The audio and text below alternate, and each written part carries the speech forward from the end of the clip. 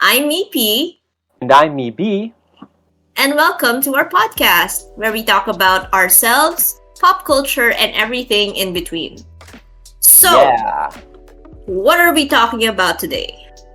we are talking about the abject failure that was the DCEU. And also, just our overall love for DC in general, like how we became DC fans, and just our general thoughts of like where we think the DCU especially should go moving forward. Okay, and before we start, we would like to say two things. First of all, spoiler alert, because we will be talking about a lot of the movies maybe not a lot, but the whole DCEU in Yeah, so general. like So, basically the entire DCEU. So like if yeah. there's a movie you haven't seen, well, you might get spoiled, or like if you haven't kept up with all of them, well, yeah, there's a very real chance you might get spoiled. We're basically going to be talking about everything that's already been released. Yes. And second, a disclaimer because we are not anti DC people. In Of course fact, not. we are huge, huge, huge The fans of biggest, DC, the biggest which fans of DC. which makes this even more infuriating.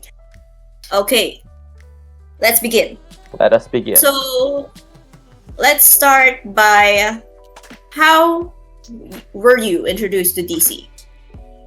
In my case, I was actually introduced to DC through Cartoon Network because at the time they were airing this show called Justice League Unlimited, and also like the original Justice League, which Unlimited was basically a spin off of. And then, of course, they were airing this cartoon called The Batman.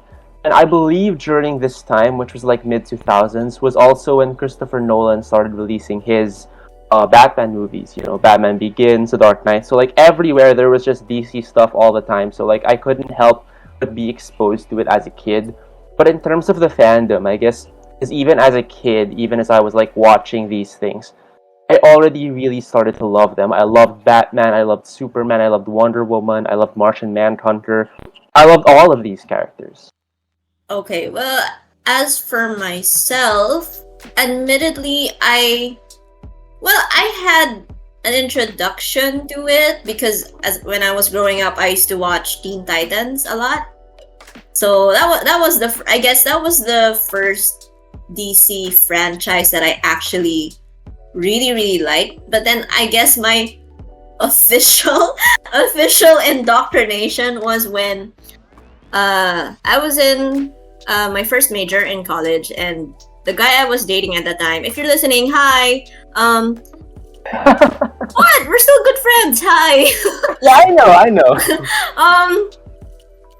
He introduced me to the Injustice Gods Among Us mobile game, and I got Oh, so what a hooked. great game. I got so hooked. Like, it wasn't even funny how hooked I was. And then I started reading the comics, and then yeah, I actually went back and because at that time streaming wasn't like rampant yet, so I had to like Oh yeah, yeah. I really scoured the internet to find the whole Teen Titans series, and I just watched everything. Which, by the way, is not an easy thing if you're looking for a cartoon from the early 2000s. Especially if it's not the age of streaming. Like it's so Exactly. difficult. I remember having Exactly. to do the same thing for like is actually I grew up watching The Batman, which is Mm-hmm. an entirely different cartoon from Batman the animated series. In fact, I was already a bit of an older kid when I started watching stuff from Batman the animated series because this had come out in the 90s when I wasn't even born yet.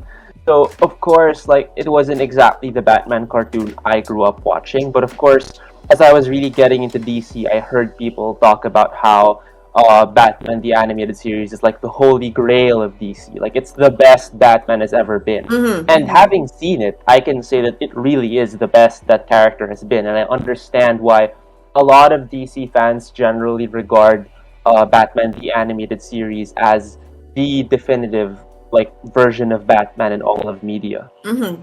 Yeah, I agree. What about series? Well, aside from the ones that we've already mentioned. What are some series, comics, movies, arcs that you really liked?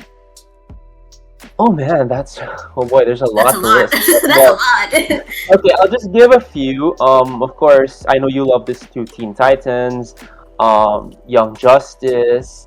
Most of DC's animated catalog has actually been very good. Like they're amazing when it comes to their animation, and really everything within the DCAU, like even Superman the animated series, I thought was Mhm. done really well. Games. Oh god, the Batman Arkham games. I thought Mhm. those were some of the best video games I ever played. Like not just as superhero games, but as video games in general. Like Yeah. you didn't even need to be a fan of Batman to enjoy the Batman Arkham games. I remember back when I think Arkham Asylum and City were coming out, I remember my classmates talking about it. So like even those who weren't DC fans really enjoyed the games, and it kind of introduced them to some Batman lore as well. And comics, oh goodness, there's so many good comics. But I guess off the top of my head, if I had to name, my top three, I would say it's number one, Batman Year One, Mhm. two, The Dark Knight Returns, and three, The Killing Joke. So they're all Batman stories, but Yes. I really love Yes. all of them. Like for me, those are the best DC has ever been comics wise, and not just DC. Like those are just the best comic books in general, and I highly recommend all of them for anyone who wants to get into comics or who wants to know what the best comics are. Like those are literally the tip top ones. Yeah. Um. Yeah. I loved Young Justice, and I got into it because at that time it just premiered, and then I was like, oh my god, it's like the Teen Titans, but like 2 to 3 years older. So I guess this is the best we can have right now. So yeah, there. I really loved Young Justice, and it made me so angry that it got cancelled because that was a great show. That was a great show. It was really And good. like to follow up on what you said, you cannot touch the DCAU. You cannot For touch sure, it. for sure. I'm sorry, but nothing comes close. Nothing. Nothing Well, DC has ever done well, outside of the comics comes close to the yeah. DCAU. I agree with that. I was about to correct myself and wait, I can think of a show that comes close, but we'll talk about that during our podcast series Yeah, yeah, finale. yeah. Yay! But anyway, yeah, and yes, one of my favorite comic arcs. What do you call it? Comic arcs, yeah. You can call it Yeah, comic comic arcs, arcs comic storylines, same thing. is The Killing Joke, Yeah. and of course Injustice. But I didn't finish reading Injustice. I reached until the part where the House of Mystery came in and the whole Justice League Dark came in, because I was like, okay, this is getting too complicated. I'm out. I mean, it was already, as someone who was still kind of new at the time, it was kind of hard to remember like who everyone was. So I suppose that wasn't, I don't know. Yeah, but I like the stories. Maybe I'll get around to finishing it one day, but For it's sure, for not now. sure. Yeah. And Suicide Squad. I like Suicide Squad. The comics. We will get into that. The comics. I like the Suicide Squad. I love how Comics. there was a delineation there. There was like the comic. Yes, that has to be clear. And generally, I think the animated movies are awesome. Oh yes. Like And I mentioned before that DC animation in general is really good, and their yes, animated movies are no exception. yes.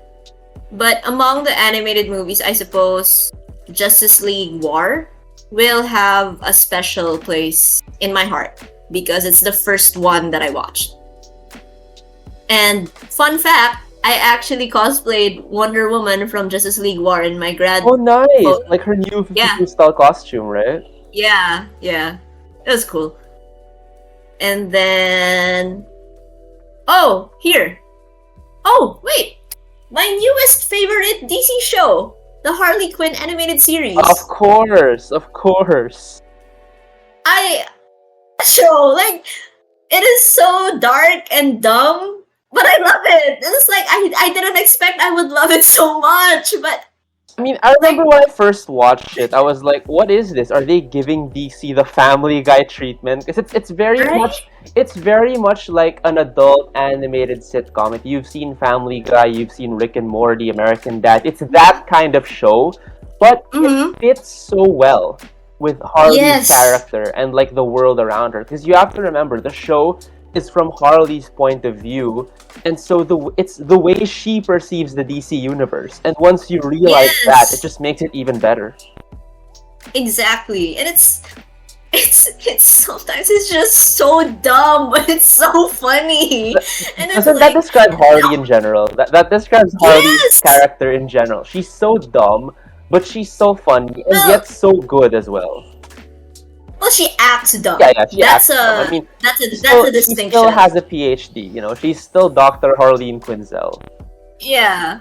And then the funny thing is, it's like when I first watched it, I was like, what the frig? This has no right to be this It's good. I good. know, I know. I had the What is same going feeling. on I had here? the same feeling because when they said they were making an adult animated Harley Quinn sitcom, I was like, oh god, they're gonna turn it into Family Guy. And I'm like, I don't Mm-hmm. need DC to become Family Guy, but it worked. They did turn it essentially into Family Guy, but it works really well and is genuinely funny. Mm-hmm. Yeah, and so they kept up the streak. DCAU untouchable. You I cannot. agree. You Well, cannot. technically, it's not part of the DCAU, but like it's still a DC Eh, animated series. 'Cause it's animated, animated. but you know, DCAU refers to the works that are all made by Paul Dini and Bruce Timm. So, you know, All right. Batman the Okay, Animated fine. Series, Justice Fair, League. So yeah, fair. I can't exactly call Harley Quinn or Young Justice or the other series that they weren't involved in part of the DCAU because it's really not. Okay, fair. But honestly, I still think all the animated DC stuff are so good. For sure, for sure. Okay, here. Favorite characters. I mean, anyone who's watching this podcast who knows me knows that Batman will always be one of my all-time favorite characters. So that's a given. But let's see. Aside from Batman, well, Harley Quinn. We're just talking about DC characters in general. Like we're Yeah. not really differentiating between heroes and villains. Okay. Yeah. Batman, Harley Quinn, Joker, Mm-hmm. um, Superman. I also really love Superman. Um, going back to Batman or like his family. I really love Cassandra Cain, Batgirl, which I told you about the other day. Um, Wonder Woman. I really love Wonder Woman. But in general, yeah, I'd say I'm a DC fan, but of course, Batman encompasses most of that fandom. But I also generally enjoy anything with the Justice League, anything with Superman, Wonder Woman. I love the Trinity. I love it when Mm-hmm. Batman, Superman, and Wonder Woman have stories together. I loved reading the Trinity comics, which is basically just stories centered like about their friendship. Mm-hmm. And but I also like how they relate to the other Justice Leaguers. And I'm actually really looking forward to seeing how they do Green Lantern as a series because I always thought Green Lantern had a lot of potential, but I just never really got into it. But I think if done well enough, I might just end up enjoying it. Bro, wasn't there a series?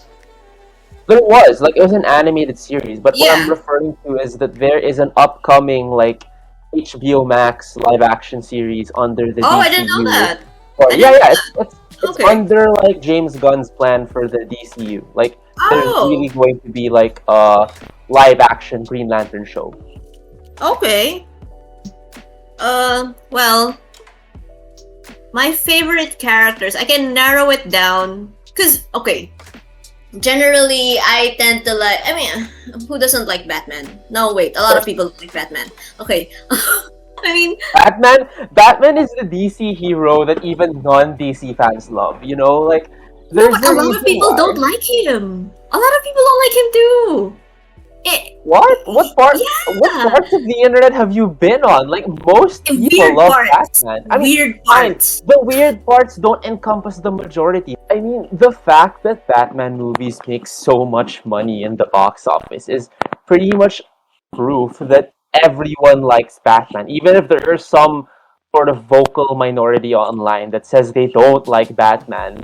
The fact is, Batman is DC's biggest cash cow. He's like their equivalent of Spider-Man. The biggest quote unquote argument, because I don't buy it, because I like Batman, Mm-hmm. is they say that, oh, he has no superpowers, he's just rich and sad. Like, that's the point. That's the That's point. the They point. not understand the point of these. And where are these people? I don't see them. Bro, good. Just keep yourself away from them. Okay, But- okay. I think but I think yes. those are just Mm. nerds who like hate on anything that's mainstream. Because maybe Most They likely. I've noticed that there's like a certain sect of nerds online. Whenever something becomes super mainstream, that like the general audience or casuals, as they would call them, are into it, they start criticizing it. They're like, "Oh, Batman's not really cool." Yeah. It happens. It happens. Yeah. Gatekeeping. Yeah, gatekeeping essentially. Okay, so yeah. My favorites are Harley, especially after her arc especially her arc after Joker. Because basically she's a victim of abuse, and she's trying to get past that trauma. Yeah, she's trying to work And- through her own trauma. Yeah. And Raven, because, well, let's just say I can relate to her. There. Okay, so let's move on to the meteor. And I guess about to be kind of controversial upon, depends on where you stand, Yeah, for part sure. of our podcast. Thoughts on the DCU, You mean like DCEU, including, Like- sorry, DCEU, Yeah. DCEU. DC Extended Universe, basically. Yes. Basically, things you like, things you hated, things you wish they did but didn't, and vice versa. Yeah. Okay. May I start? Sure, you can start. Okay. First of all, I think the casting was mostly good. Mm-hmm. Like, I guess my favorites of the DCEU are Henry Cavill, Gal Gadot, Margot Robbie, Viola Davis. Yeah. And, I mean,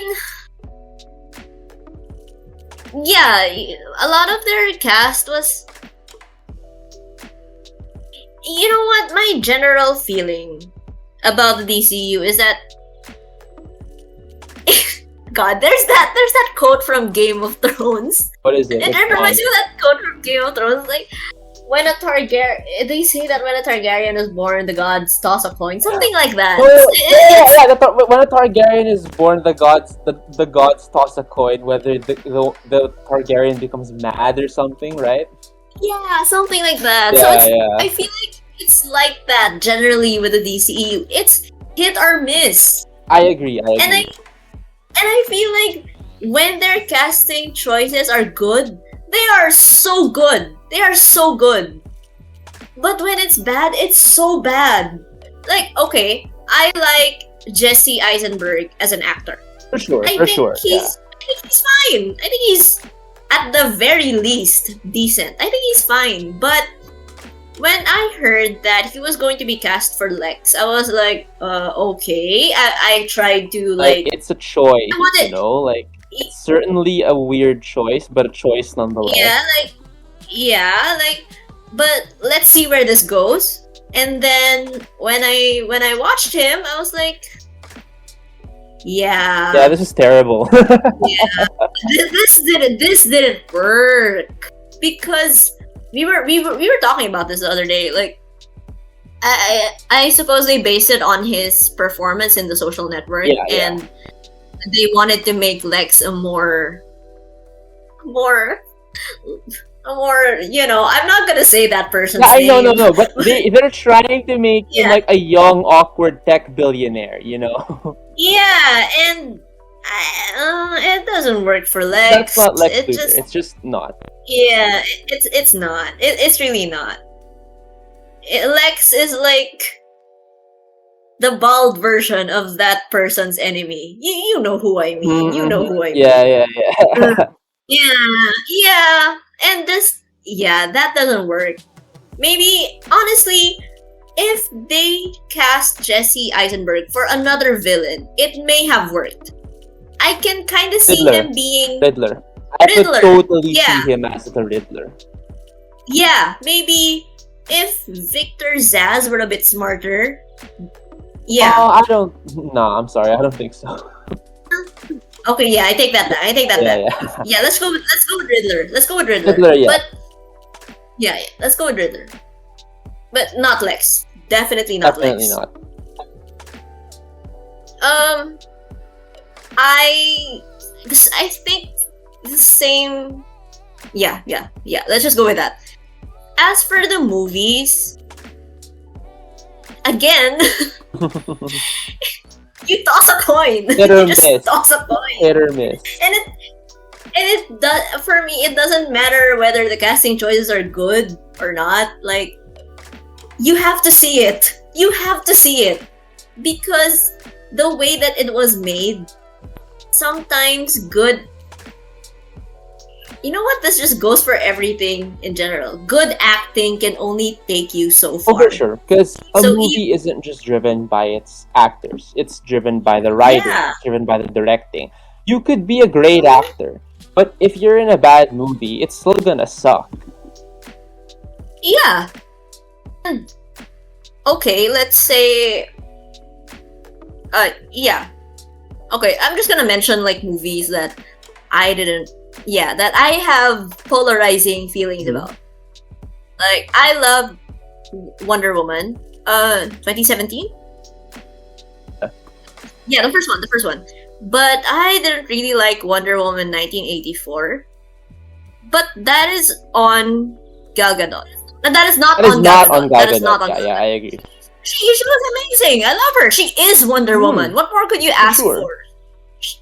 Yeah, but it didn't work with 1984. I didn't really like the writing. And what's her name? What's the name of Cheetah? What's the name of the Kristen actress? Wiig. I forgot. Kristen Wiig. Kristen Wiig. I thought she was good. Yeah, I thought she was good too. I actually I thought thought she was good. she was well cast for the role. I think she did Yeah. her best with the material she was given. Mhm. I just didn't like the writing. The writing was bad. Yeah, me too. And I didn't really approve of them bringing back Steve. I agree. Yeah, they should not have brought Steve Trevor back. Yeah, it was a little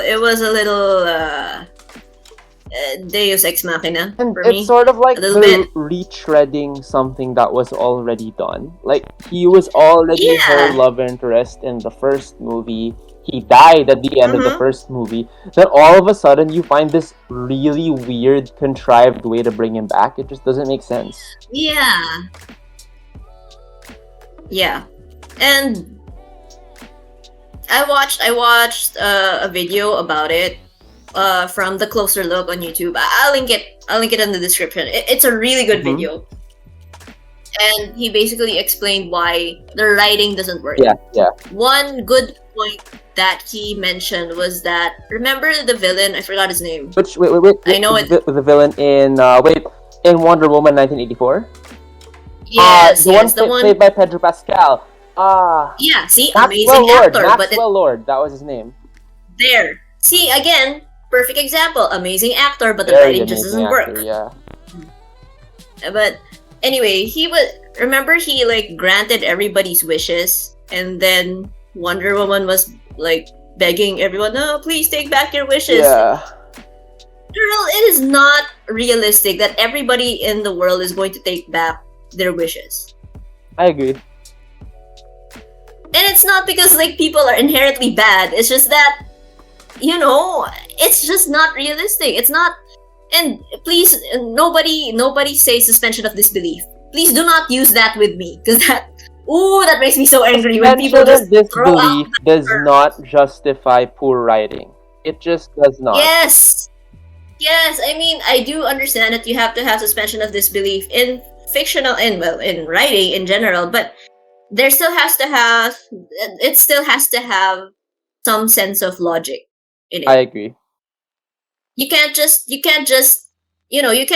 give up your wish because Wonder Woman tells you to. You don't Mhm. do that. Even if it is Gal Gadot, you don't do that. Like, I love you, gal.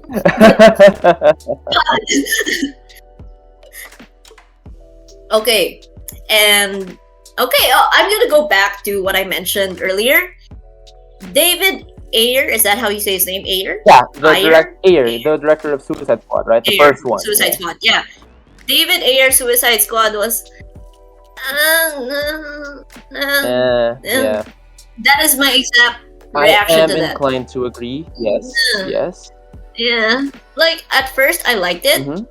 but then I realized later on that it was really Yeah, bad. I get you. I get what you mean.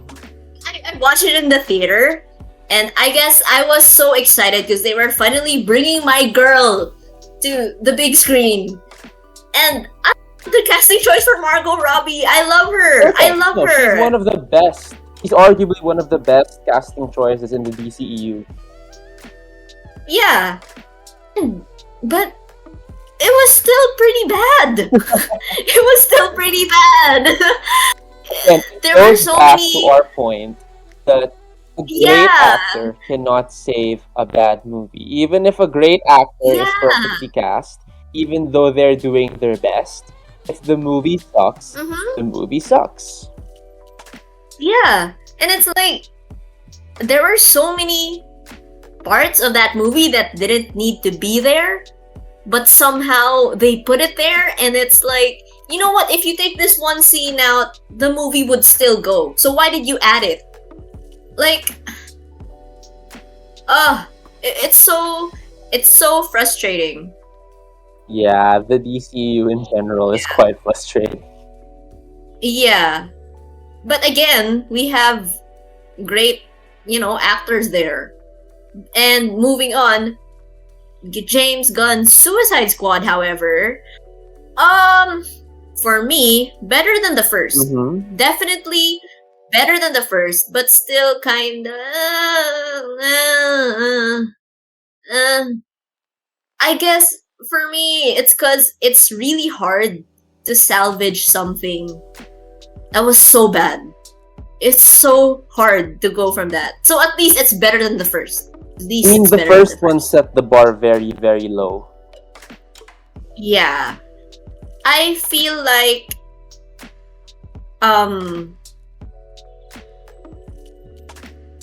the whole beginning of it, like them literally eliminating half of the whole squad, like, was so unnecessary. And I was just like, okay, was this just a plot for Harley to get the I javelin? mean, okay, here's the 'Cause thing it- though. In the Suicide Squad comics, it's quite common for characters to die. It is, but it's so jarring when you do it like that. It's so jarring. And if it's gonna be camp, it has to be that camp all the way. And I feel like it didn't do it. I feel like it didn't succeed that much. Like, it gets a passing grade, but not a high grade. Like, it needed a little more tweaking for me. Because for me, it's okay.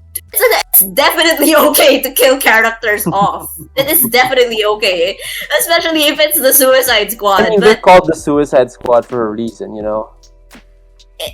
It felt like it felt like a shock fact. It felt like a shock value moment. Oh, honestly. for you kind of saw it as like a shock value thing and not necessarily like an organic part of the film. Yeah, because remember when they were releasing like promos and teasers, etc., they were advertising all these actors, like, oh, this person's gonna be like. I'm sorry, all I know is Pete Davidson because I know him from SNL. I know him from SNL. I mean, I remember Nathan Fillion. I remember. I mean, they got the actor for Captain Boomerang back. They got Jai Courtney back, and yeah, they got Yeah. other actors Oh, back yeah. too. By the way, I was surprised they killed off I Captain mean, Boomerang. yeah, I think it's like Like- you said. It was sort of part of the shock value thing, and it was their way of introducing Yeah. the new team. But I guess that's where I disagree with you on because I was laughing during the entire part where they are being killed off. It's like it kind of reminded me of that scene in Deadpool 2 where they introduced the X-Force and they hyped up the X-Force in the trailer. Then they just started killing them off. I think I he was see. just going for sort of the same thing. So I got what he was going for, and I that's why see. I found it funny. you know. Yeah, yeah. I see. I see. I see. But yeah, I mean, yeah. Overall, for me, it was okay, but better than the first, but just okay. Um, Birds of Prey makes me so angry. Makes me Oh so man, angry. We are yeah, not yeah. talking about that I unless you will. want I will to. when it's my But it turn. makes When me, it's my turn to give yeah. my take on the DCEU. That's when. Whoo! That's when I will release. But yeah, Birds of Prey. I am so upset that they did that Mhm. to my girl. I am. No, I mean, don't get me wrong. I feel like they had some good points. Like, okay, I like the costuming. The costuming was pretty good. I like that they didn't like make super sexy outfits for Harley. I actually really liked her gold, jumpsuit with a pink top underneath. I like that. But I don't like the writing.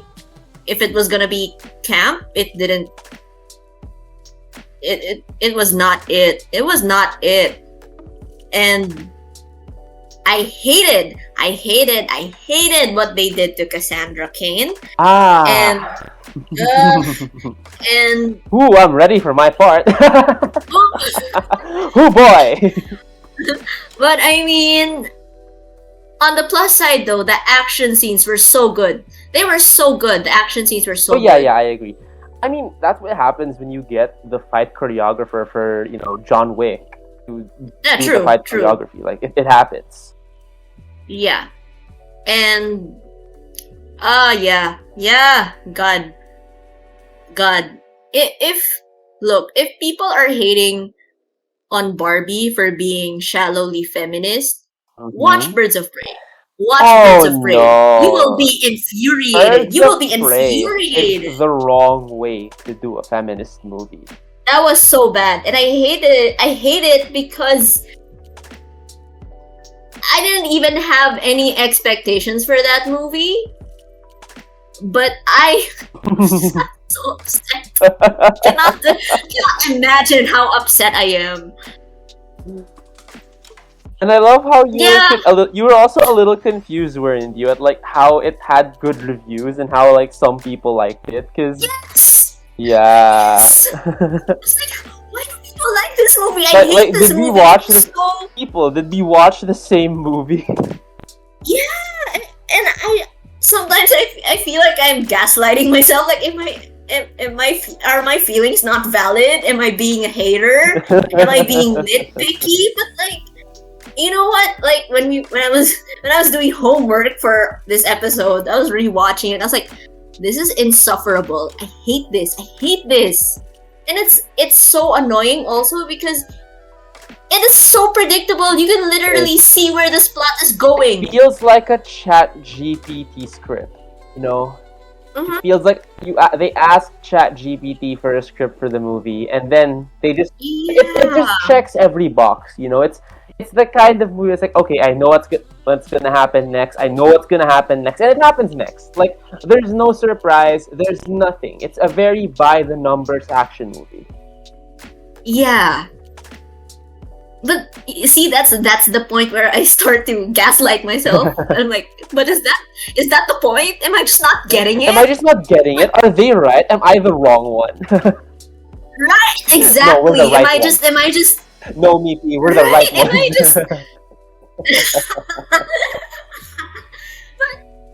I hated it. I hated it. Oh god, it made me so mad. It made me so mad. It made me so mad. It's taking all of me not to curse right now because we might get demonetized and I'm gonna have to bleep this out while editing. That's gonna be harder on you as an editor. Yeah, I'm so mad. Let's move on. Let's move on. Okay, this doesn't make me mad, but like, what? Sorry, code switching. Black Adam. I have no words for that movie. In fact, I barely even remember most of it.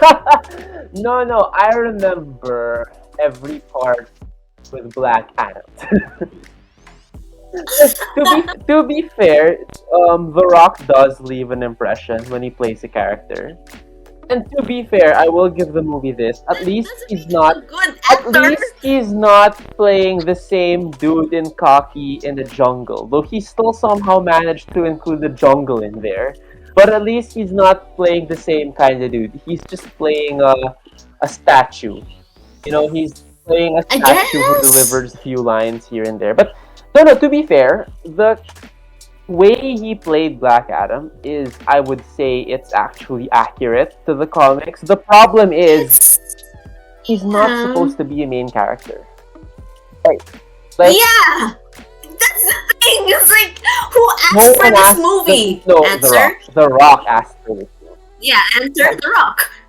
Like, literally, and it's like y'all really got Pierce Brosnan here just to advertise Wait, The Rock. Pierce Brosnan as Doctor Like- Fate was good. I have to say that. Let's Yeah, just oh say my that. Pierce God. Brosnan was perfect as Doctor Yes. Fate. He was everything I wanted from that character, and I was so mad they killed him. Yes. Because I was hoping Yes. this would lead up to a Doctor Fate movie down the line. But no, they killed Pierce Dude. Brosnan, the best actor in the movie, who played the most memorable character there. They just kill him off. Bro, you know why that makes me mad? You know why that makes me mad? You know, okay, never mind what I said, Black Adam also makes me mad. I just remembered why. You know Why? why? Why? You know why? I'll tell you why. Okay. I'll tell you why. You can't stop me. I wasn't going to, but okay, go. Okay, look. They had Hawkman. Mm-hmm. They had Dr. Fate. Yeah. Which means, if it worked out, we could have had Hawkgirl and Zatanna. I agree. In fact, they had the Justice Society. They literally Right. introduced the JSA in Black Adam. And that was what surprised me too. I'm like, wait, all of a sudden the JSA exists now?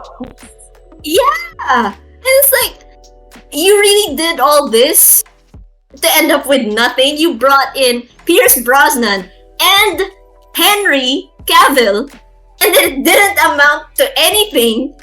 And that's what makes me mad. That's what makes me so mad. Because in the end, the movie is pretty inconsequential. It doesn't matter. It doesn't matter anymore anyway. Nothing. Yeah. I mean, let's face it, we're talking essentially about a dead cinematic universe. That's why we did this whole Yeah, podcast. yeah. Because the DCEU is dead. It's buried. Yeah, in yeah. It's very much. Blue Beetle isn't even in the DCEU. Like, they're technically Yeah. starting fresh with that one. And then in 2025, we'll get Superman Legacy. But of course, that's for later. Yeah. Back to the DCU. Yeah. Oh, I almost forgot. This is a big thing for me. I really didn't like Whedon's Justice League. No But one liked Whedon's I- Justice League. But dude, I went insane for the Snyder Cut. Yes. Ooh, the Snyder Cut. It was so I mean, good. the It was so the Snyder good. Cut is a different movie entirely. I refuse to even. I Yes. don't like calling it a director's cut of Justice League because it's not. It's an entirely different film. I Mhm. think if Yeah. anything, they share like what 20% of the same scenes, and it's not even shot the same way. So it's really not the same movie at all.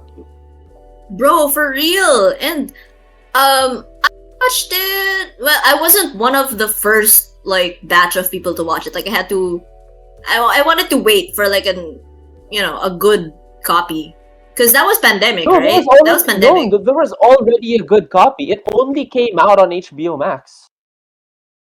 Oh, Like the moment Oh, it yeah. landed on HBO Max, there was already a good copy because it never came out on cinemas. oh yeah, Remember, this Snyder yeah, This yeah, Snyder yeah. Cut only Yeah, happened wait. because of fan demand. And what they did was, to get people to subscribe to HBO Max, they released the Snyder Cut on the same day they launched HBO Max. Yeah. A lot of people got HBO Max to the Right, right, Snyder right. Cut. Yeah, right.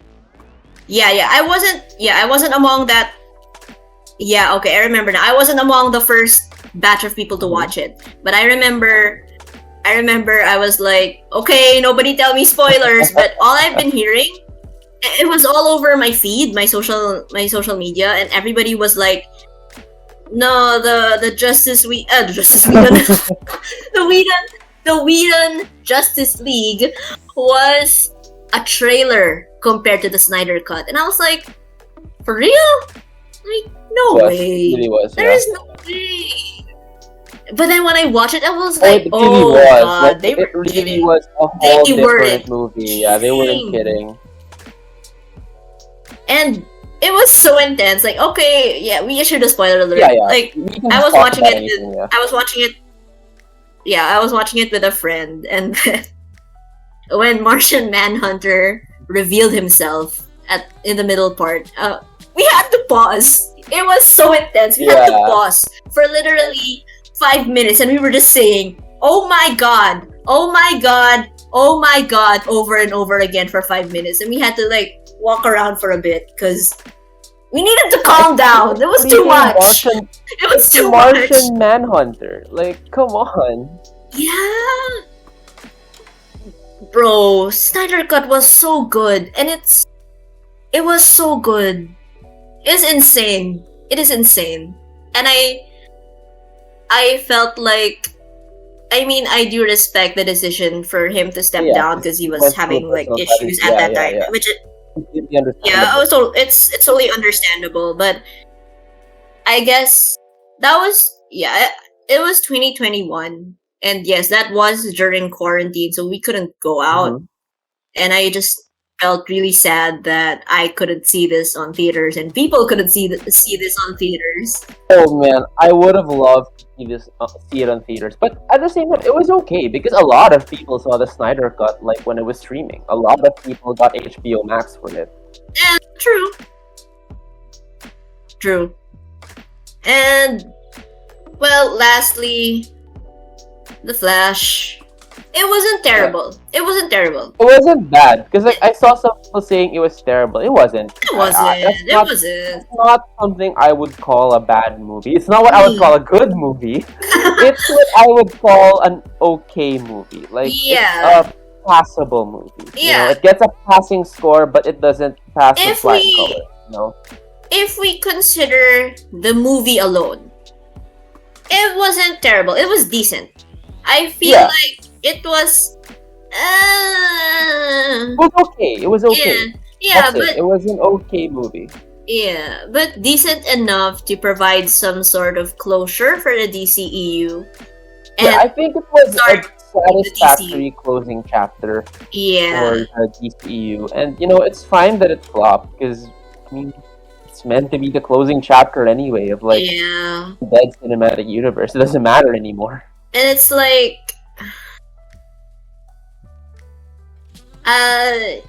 yeah. But honestly, I feel part of me is relieved that they didn't mess up the core essence of the Flashpoint paradox. Because I agree. yeah, like I love that arc too, and if they ruin that, oh man, Yeah. I would have more to say. I would have more I mean, to say. honestly, if they wanted to make it good, they should have just done the Flashpoint paradox, but in live action, and that would have been good. 'Cause Yeah, what they kind of tried to do their own version of the Flashpoint paradox story without necessarily adapting it. And that's why yeah, it only turned out okay. That's yeah, why it only turned out okay for me. You know, they got the Thomas Wayne Batman, but instead of Thomas Wayne, it's Michael Keaton's Batman. You know, and they yeah, got the really thin, weakened Superman, but instead of Superman, they made it Supergirl. So they got a lot of story beats from the Yeah. Flashpoint paradox. They just didn't do it as good. yeah, yeah. And again, going back to my general thoughts on the DCEU, I get that Snyder wanted to change it up, like Mhm. the whole feel, the whole mood of it. For But sure. bro, he didn't have to go that hard. Nah, he Like, did not. if there's anything that we know from every other DC work in the past, like the ones we've already mentioned, the ones that we really love, it's that Yeah. it's already very well received as it is. So you Yeah. don't have to try so hard to change everything because it might end up losing its essence. I agree. And I get, believe me, especially in my field, I get trying to put a new spin on things. But On it's an a delicate, story, but yeah, but it's there's a limits to delicate that. balance of Yeah. making it your own while keeping it true to the original. And lastly, I just feel like we have to address this, even if it's like, shortly. Sure. I think that, sadly, the DCEU also suffered from a series of unfortunate events. Lol. Yeah. With a lot of the controversies around some of their cast members, and unfortunately, this affected the production and reception of the succeeding movies. Not just the cast members, but I feel like there was also a lot of mismanagement by the studio executives at the time. I feel like a lot of the studio executives were just trying to do what their competitor was. Yeah. And, failing at that. Like, it's so Yeah. obvious. Like, if you, I'm gonna get into it. Oh boy, am I gonna get into it? But it's like my take on it. But yeah, I really feel like there was it wasn't just controversies with some of their cast members, but also executive meddling that kind of messed up the DCEU and messed everything up. Yeah. Okay. I'm done. I need to drink water. You go. Yeah. It's your turn. All right, it's my turn. So when I give my take on the DCEU, I'm gonna I want to do it from the very start. Okay, I want to do it from the very start. Let's start with Man of Steel. Now, with Man of Steel, I actually really liked this one when it came out because it was a unique and modern take on Superman. It had a lot of Nolan influences on it, like from the non-linear narrative to the music choices to the color grading. Like it basically felt a lot like if Superman was given the Batman Begins treatment. Like that's how Man of Steel felt like. And for me, Man of Steel had potential. It wasn't perfect. There were a lot of things I didn't like about Man of Steel. I think I told you this before, but I did not like how they killed Pa Kent in that movie. I hate it. Yeah. It's so stupid. It's so dumb.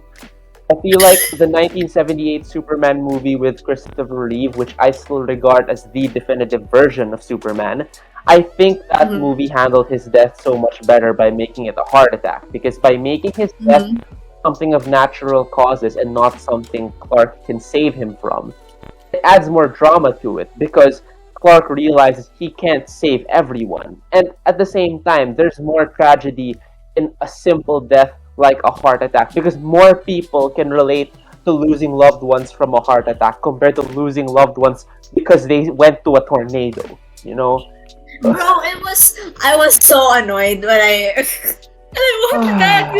It wasn't even like, he practically got Thanos. It wasn't even like, I know we don't have tornadoes here. It's borderline comedic because he holds his hand out and then all of a sudden he just gets swept away by a tornado. Like, what is this? What kind of movie is this? Is this trying to be a comedy? Because I feel like I want to laugh. Bro, okay, I know we don't have tornados here, but we have typhoons for international viewers. We have typhoons here. A tornado is, a cone of wind, and it's so fast, and his death was like, it's like when I'm editing, it's like a blur. You just add a gust of wind, and then he's gone. It was so slow, and I'm like, is this how people die in tornadoes? No way that's how people die in tornadoes. To our listeners / watchers, if y'all have ever experienced, if y'all live in a place with tornadoes, can you please tell us? Because I really don't think this is legit. Yes, if someone from Kansas is watching this, please, please tell us if that's actually legit. Like, if someone could actually die from a tornado like that. Right? Because I think ain't no way, ain't no way. But moving on. I like the action sequences in Man of Steel. I thought the CGI was really good. I actually liked General Zod as a villain. I thought he was a very cool villain, and I like that they even brought him back down the line for the Flash. Mm-hmm. Now, thoughts on Man of Steel side? Oh yeah, again, I have to give praise to Henry Cavill. I know he's sort of being seen as like the underdog Superman. Like if Christopher Reeve is sort of the Tobey Maguire of Superman, the beloved classic. I Yeah. think Henry Cavill is the Andrew Garfield of Superman because Mm-hmm. he fit the character so well. He played Mm-hmm. the character as best as he could, and he's also British. But the thing about it was he wasn't in very good movies. Mm-hmm. Andrew Garfield. Like it's a classic Yeah. example of actor does well, fits the character well, but is not in very good movies. Now, Man of Steel had a lot of potential, and I personally thought it would have been a great jumping point for a shared cinematic universe for DC, and clearly so did Warner Brothers because they immediately greenlit the next movie, and they made the next movie a Man of Steel sequel where he meets Batman. And oh my god, I was so happy then. I remember when they first announced that news, when they first showed that Batman versus Superman logo at, I think it Mm-hmm. was Comic Con, I was Mm-hmm. so thrilled. I was like, yes, finally. I remembered like the Batman and Superman crossovers that would happen in the animated series. I wanted that in live action. I wanted that. And then, they announced the casting of Ben Affleck as Batman. They announced Gal Gadot as Wonder Woman. And again, I thought that, well, we all know that Ben Affleck received backlash on casting, but I thought that he was a really good choice to play Batman. I thought Gal Gadot, who at the time was only known for Fast and Furious, I thought she was a great choice for Wonder Woman. And then, a problem with Batman vs. Superman, and I'm saying this, disclaimer, I'm saying this as someone who likes the movie. The problem with it was that it tried to do too much. Like, if you rewatch Mm-hmm. Batman vs. Superman, my god, there is like 5 or 6 different plot lines in there. They tried to set up so Exactly. much stuff. Like, there's a good movie in there. That's what I like to tell people with Batman vs Superman. There's a good I movie love that. somewhere. There's a I love there's that. a good If you movie in look there. If hard you look enough, hard enough, there's a you good will movie see in there's a here. good movie in there. There's stuff you can actually enjoy. There is stuff I like as a DC fan. There is stuff that I like that Snyder did this. Oh god, but they tried to do so much. They tried to do so much with this one movie. And I remember, I think I started getting warning signs for it when they released this one trailer and showed Doomsday. I was like, whoa, Uh-huh. no way you're doing Doomsday this early. No way. It's like if Marvel did freaking Thanos in the second movie, or like, Mm-hmm. Doomsday is just this really powerful, like, threat to Earth in the comics. He's the one who kills Superman. And they just introduce him in the second movie. Like, who does that? Who does that? You introduce like such a Yeah. big threat in the second Yeah. movie. Like, come on, come on. And then, okay, I have to say, I disagree with the fact that they killed Superman. I really do. I know they used it as like a jumping point, set up Justice League, but I really do not think Superman should have died in the second DCEU film. I think that was the wrong thing to do. I think Uh-huh. essentially what they did was they were too excited. They wanted to catch up to their competitor very quickly, but they rushed it. They rushed everything. They tried to fit everything Mm-hmm. into this one movie that just didn't do that well. Like it did well in the box office, but it got absolutely trashed by critics. Audiences got mixed reception. Like people were so divided talking about it. And I remember back then I was one of its staunchest defenders, but now, several years after, I see a lot of the flaws it has. And while I like it, I Mm-hmm. get why people did it. I really get why people did it. And Yeah, okay, yeah. as a That's Batman an fan, I have to bring this up. I still don't like that they had yeah. Ben Affleck's Batman be a killer in that one. I think that was the wrong thing to do. I know that Snyder was basing Affleck's portrayal of Batman on The Dark Knight Returns. Even in that comic, he doesn't actually kill anyone except for Joker. And when he kills Joker, there are Yeah. consequences. He suffers consequences for killing the Joker in the comics. Whereas in the movie, he just shoots bad guys willy-nilly. He makes their cars explode. Like, he has such a callous disregard for human life in that movie. And that's just not Batman. That's not the Batman I grew up with. It's That's really that's the not. Punisher. That's the It's Punisher. I feel like yeah. Zack Snyder just wanted to do the Punisher, but he thought Batman looked cooler. He just decided to sort of merge the two characters. Because Ben Affleck as Batman looked great. The costume was great. The voice was Mm-hmm. great. His physicality for it was great. Ben Affleck literally looks like Bruce Wayne. But I did not. I'm sorry. May I just say, I don't think Ben Affleck deserved all that hate he got for playing Batman. He was I fine. agree. Yeah, yeah. He was He fine. was fine. He was fine. I mean, it's again, it's Not the his writing fault. that's bad. It's not the But actor. it's not.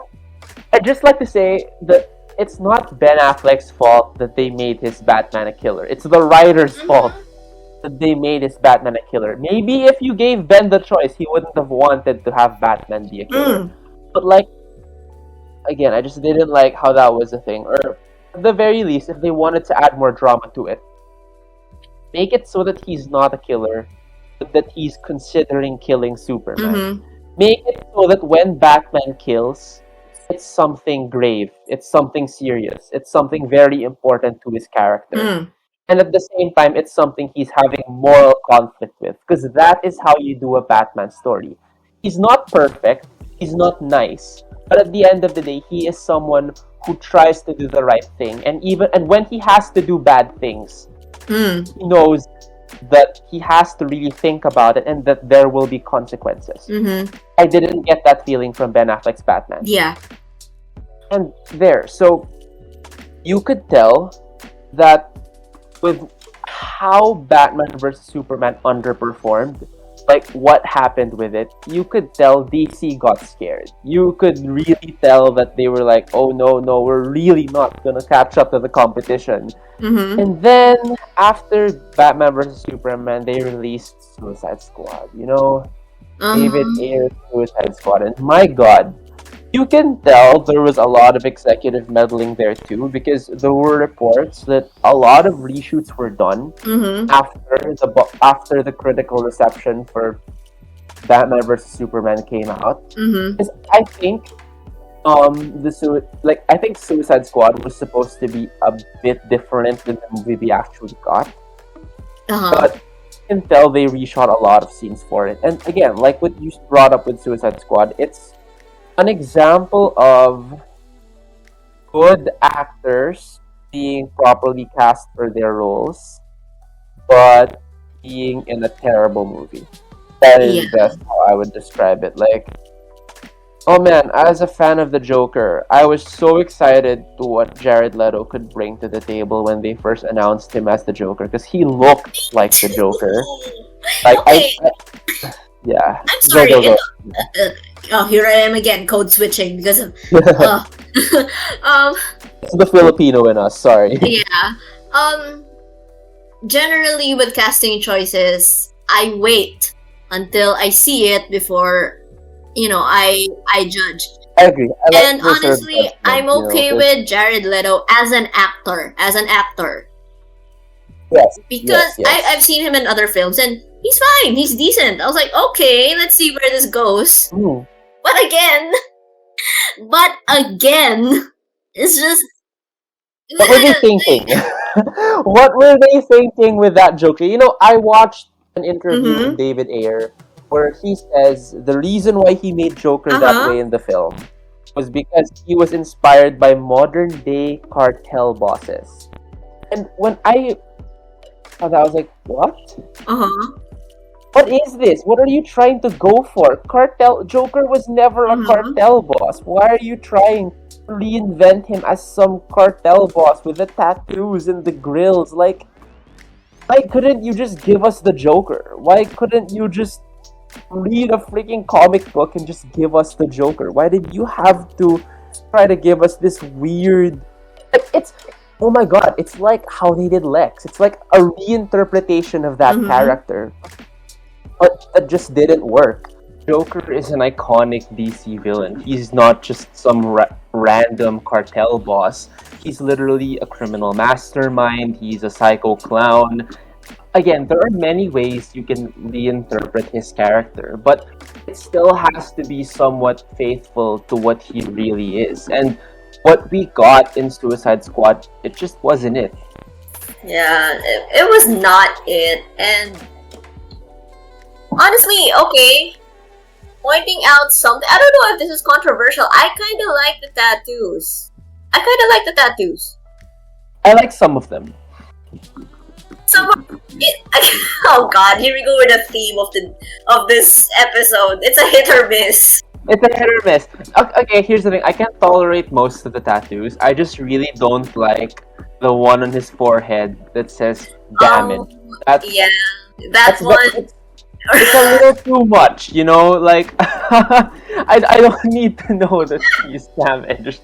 Like, he had damage on his forehead. It's like giving edgy emo teen from the 2000s. Yeah. Exactly. Like, I like the J on his cheek. I like the. He has this one tattoo. It's like a robin bird with an arrow in it, which I thought was a really cool touch. Yeah, that was good. That was good. I like that one. The tattoo he has on the back of his hand, on like the back of his hand, it's like a smile. Oh yes, that one I love. That one I really like, but it's just those. I think the others were a little too much, but you know, I can tolerate the others, just not the one on his forehead. Not the damaged one. Yeah, not the damaged one. Can he get bangs? Can we cover that up? Can we turn him into like a My Chemical Romance band member or something? Hey! You do not insult MCR like that. The emo girl in me is hurt. Let's not compare them to Jared Leto's Joker. They don't deserve that. Yes. Yeah. But there, Suicide Squad, so yeah, that was another problem. You mentioned you loved Wonder Woman, and so did I. I thought the first Wonder Woman was really good, so I think everything they did in that movie was perfect, was exactly what needed to be. In fact, honestly, I think it's the tone that most of the DCEU should have had. Like, it was dark, but not super dark, and still had, like, an air of hope, and at the same time kind of felt like a superhero movie, you know? Yeah. And, well, you know, the Whedon cut of Justice League, you really talked about that. It sucked. Aquaman, I actually liked Aquaman. Like, sure, some people criticize CGI, and that is indeed a valid criticism, but I think the story of Aquaman was really nice. I like how they made it a sort of globe-trotting, swashbuckling adventure between Arthur and Mera. And, you know, I actually thought the ending, like the battle in Atlantis was really cool. It felt like an underwater Star Wars, which I really loved because it was like nothing we'd seen before. And even when Arthur, like, even the dynamic Arthur had between, like, Orm, like the half-brother dynamic they had, I thought it was a really cool, like, hero-villain dynamic. And may I ask what people were criticizing about the CGI? Just that it didn't look that good is what some people online were saying, but I personally thought it was decent. Yeah, I thought it was decent, but I saw some people online saying the CGI looked weird, it didn't look that nice, and I don't get it personally. In comparison to what? What was their reference point? You know, because right? It is so difficult to make all of that happen considering your environment is underwater. Did you see the way their hair moved? Yeah, that was amazing. I love the realistic way they had their, you know, underwater hair physics. It really made you feel like they were underwater, even if they weren't. You know, that's what made it more impressive. Bro, it is so hard to get that moving effect in games. Like, what more with quote unquote real life. Mm-hmm. I don't get that criticism. Yeah, neither do I. I don't get that. Yeah. Well, given the information I have now, I don't get it. And yeah, I mean, yeah. Yeah, Okay, carry on. after Aquaman, they actually, I think, according to what I'm looking at right now, Aquaman was the only DCEU movie to come out in like 2018. In 2019, there was one movie too, which was Shazam.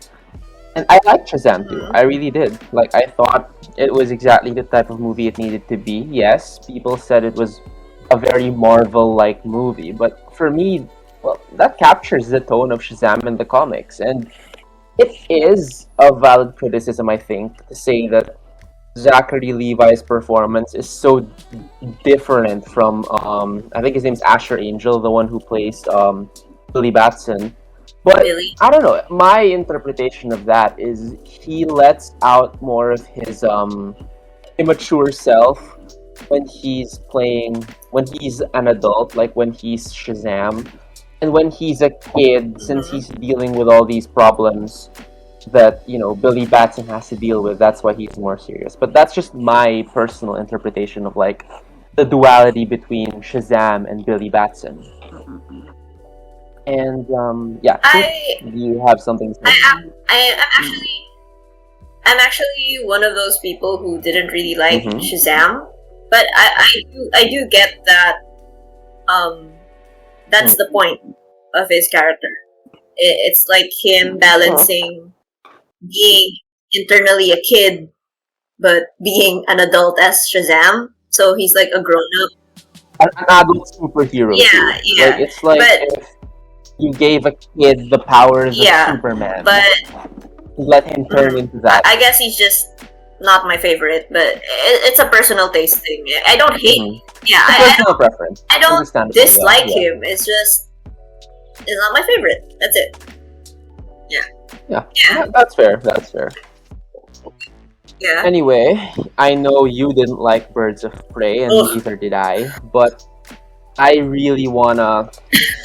Oh man, you know that meme in The Godfather where it's like, look how they massacred my horse. That's me. That's me with Cassandra Cain. Like the whole time while I was watching the movie, I was like, look how they massacred my girl.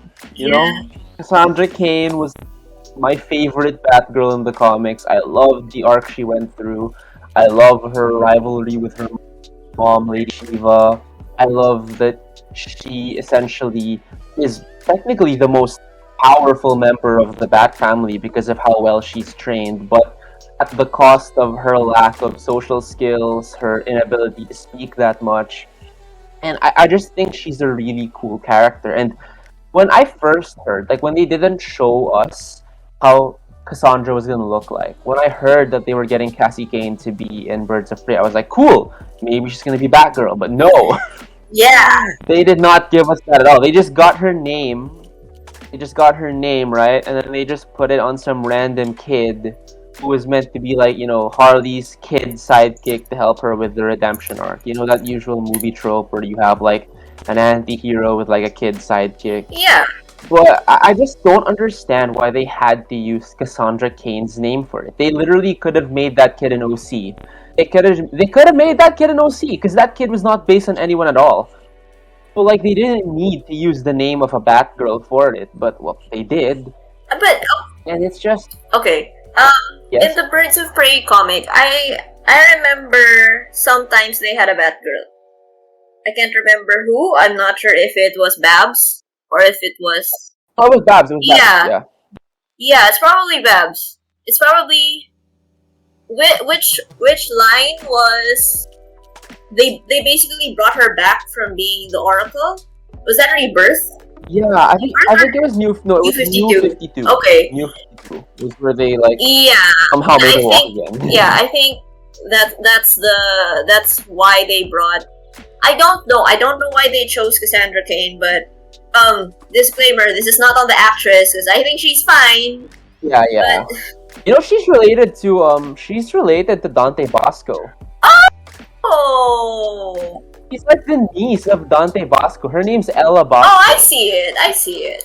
But Yeah. yeah, But yeah, nothing on yeah, her. nothing on her. I actually It's thought, the writing. considering the performance, again, it's like with most of these DCEU actors, nothing on them. They're usually great. It's just the writing Mm-hmm. or the way the character was used. But here's what I have to say about the DCEU. Aside from a few miscasts here and there, I think everyone was more or less perfectly cast, and I think everyone actually did their best to play the characters they were assigned to play. Mm-hmm.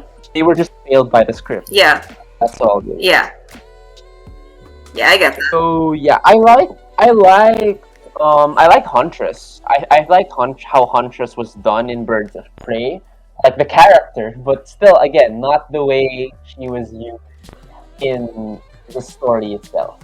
You Yeah, know, like Helena Bertinelli has such an interesting backstory. Well, and the movie showed a bit of it, but I really feel like she should have gotten her own movie instead of like having to play not even second fiddle. She's like fourth fiddle, in terms of like the movie itself, which and well, after Birds of Prey was Wonder Woman 1984. See, you know what I've noticed? If you look at the order, you can really see that everything got messed up after Justice League. yeah, After the Whedon cut of Justice League, of course. yeah. Because I remember they had so many plans. But look, Justice League came out 2017. Aquaman came out 2018. Shazam came out a year later in 2019. And Birds of Prey came out another year later in 2020.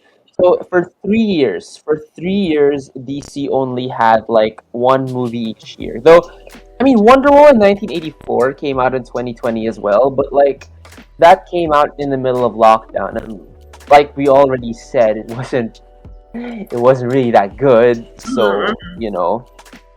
and then after Wonder Woman 1984 was actually Zack Snyder's Justice League in 2021, which, like, for me, that was actually when I started having some hope. I was like, hey, I like this. Why wasn't this the movie we got in 2017? Because I'm convinced if Zack Snyder's Justice League was what we had in like 2017, Yeah, something might have actually been able to happen. Like again, I'm not saying that I like everything that Zack Snyder had a plan for, but at yeah, least he had a plan. At least there was going to be a story arc. Because another problem with DC, aside from their very hit or miss movies in general, is the fact that their movies didn't really have a cohesive narrative.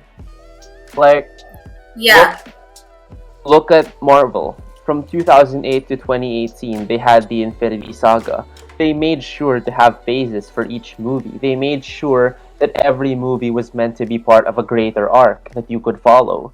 DC didn't do that. Well, they tried. You could actually see they had a semblance of an arc. If you go from Man of Steel up until, I guess, Justice League, they had some semblance of an arc. Then after, Uh-huh. Justice League came out, they just lost that arc entirely.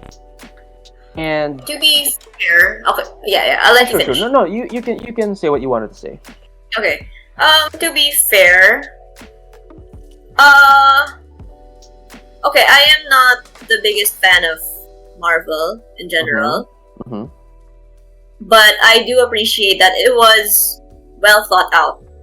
It was, yeah. I don't necessarily like all the movies, and I don't necessarily like the plot lines and what they did, but I appreciate the organization of it all. Yes. Like Yes. there was, like at least they thought it out before they released it, and with the DCEU, I feel like they also got pressured Yeah. because of this. Because of course, I mean, I think it's fair to say that Marvel is their direct rival. Their So direct if rival and who pretty yeah, much got a head start and is, always on top. yeah, So I guess you and could it's you like could really see with the fact that they rushed the crossover. exactly, They rushed the exactly, crossover because give Marvel some credit. Before the Avengers, they actually gave nearly every Avenger their own movie. Iron Man got 2 movies, Thor got his own movie, Hulk got his own movie, Captain America got his own movie, Black Widow was introduced in Iron Man 2, Hawkeye was introduced in Thor, So when they all came together in the Avengers, it felt earned. It felt like it was really something that was set up and there was a conclusion. I didn't get that with Yeah. DC. I didn't. I felt like DC tried to rush it so much. But we'll get into this later in the video for like how we think they should have done things. But Yeah. I think honestly, it was just a lot of mismanagement on DC's part. Yeah. Yeah. So after Zack Snyder's Justice League was the Suicide Squad, and again, this is another film where you and I have differing opinions on, because I personally really loved the Suicide Squad. I thought it was everything I had wanted from a Suicide Squad movie. Like, I haven't read a lot of the Suicide Squad comics, but I felt like the Suicide Squad was the kind of movie I wanted the first Suicide Squad movie to be. And I think James Gunn really understood that. And I think you were the one who told me this. It's pretty much like an R-rated Guardians of the Galaxy. But yes, it is. I guess that was, which I'm fine with. Which I'm really fine with. That's what I wanted. That's honestly what I wanted from, because they're essentially a team of outlaws who have to come together, thanks to unforeseen circumstances, and become a dysfunctional family of sorts, which is exactly the same premise as Guardians of the Galaxy. They're just like here on planet Earth. But yeah, I thought suicide. I always have to have a distinction, because, like, 2016 is Suicide Squad, 2021 is the Suicide Squad. But yeah, in the Suicide Squad, I also like the cast a lot more. I felt like we had a lot more chemistry with each other compared to 2016. I felt like they gave Rick Flag, for example, way more to do in 2021 compared to 2016. Like, in 2016, he was just like a generic movie soldier. But in 2021, they gave him some depth. They actually gave him like his own arc in that film. And, I really like the conflict he had with Peacemaker as a character, which I thought led really well into the Peacemaker series. I also really liked Idris Elba as Bloodsport, even though his character was so clearly just meant to be Deadshot. Like, his character is clearly just meant to be Deadshot. But I remember reading about it. Apparently, Idris Elba was really supposed to replace Will Smith as Deadshot. But then, DC still wanted to leave the door open for Will Smith to return. So they just turned Idris into an entirely different character, who is essentially Deadshot. Like, he's an assassin with a daughter, and, like, you can tell that they just interchanged it. But I still think Idris did really well in that film. And of course, I appreciate that James Gunn gave Margot Robbie a lot to do here. I actually, out of all the films we saw Harley Quinn in, I really liked her in the Suicide Squad. I thought that everything her character did there was perfect. I thought that her outfits were really cool. Like, I liked how they brought it back to the black and red, like, attire.